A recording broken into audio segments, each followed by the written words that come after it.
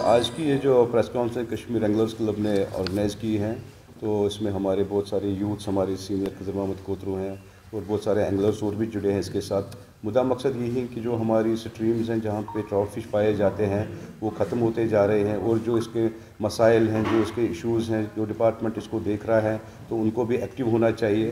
तो मैं रिक्वेस्ट करता हूँ खज़र मोहम्मद साहब से, he is one of the senior and the legend in this sports, तो ये कुछ ब्रीफ करेंगे तो आगे मैं भी फिर आपके साथ बात को बढ़ाऊँगा।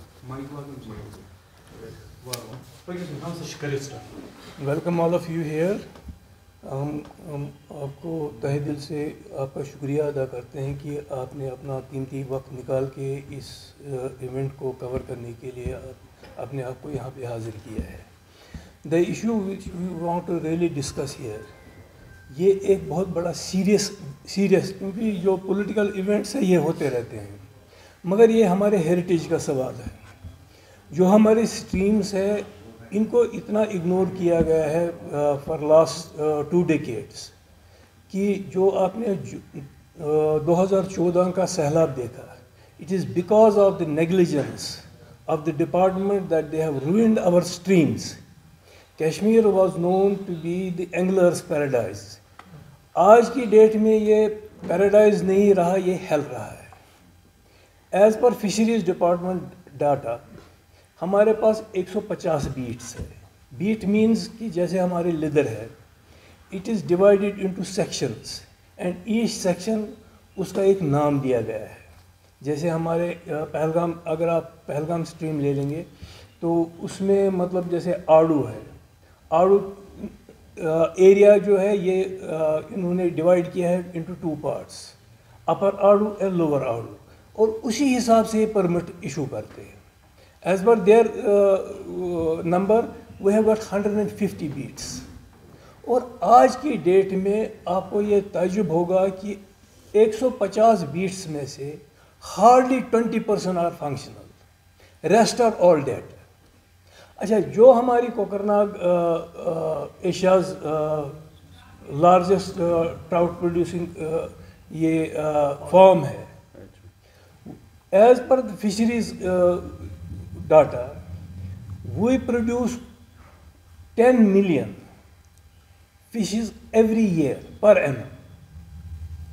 इनमें से ये फार्म वालों को भी फिश देते हैं, लेकिन अनफॉर्चुनेटली कोई भी बीट जो आज तक डेड है वो डेड ही रहा है, उसको इन्होंने एक्टिवेट नहीं किया। पिछले 20-25 साल से हम इनके पीछे पड़े हैं कि आप इन चीज़ों का खास ख्याल रखें, मगर it all fell into the deaf years.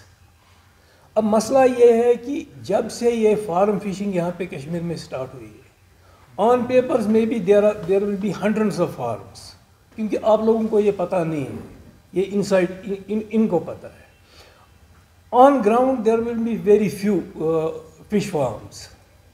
ये लोग फिश फार्म वही एक्सक्यूज़ लेके ना ये स्टॉकिंग करते हैं। अगर हमारे पास 10 मिलियन फिशेस है पर एनम आते हैं, ये जाते कहाँ हैं? आप कैलकुलेशन कर दीजिए फार्म वालों को कितना मिलता है, ये स्टॉक कितना करते हैं।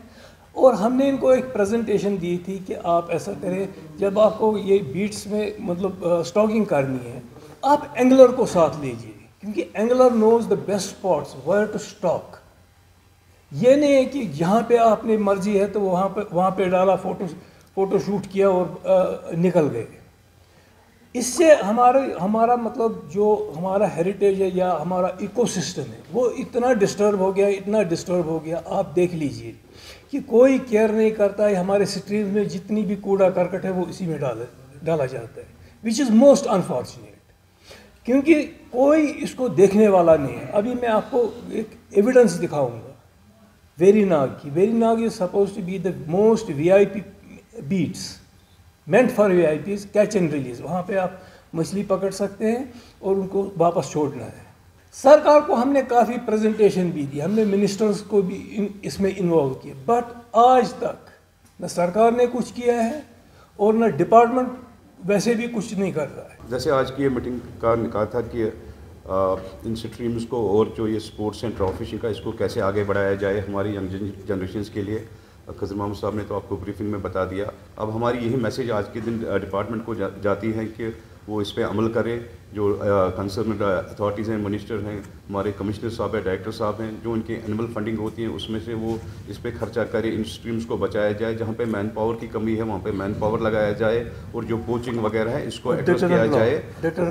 और जो जहाँ पे भी कुछ अपग्रेडेशन की ज़रूरत है, स्टॉक्स की ज़रूरत है, क्योंकि स्ट्रीम मतलब बिल्कुल ड्राई पड़ी हुई है, तो इन चीज़ों को एड्रेस करने की ज़रूरत है। आज हमारा यही मुद्दा मकसद था आपको यहाँ बुलाने का भी।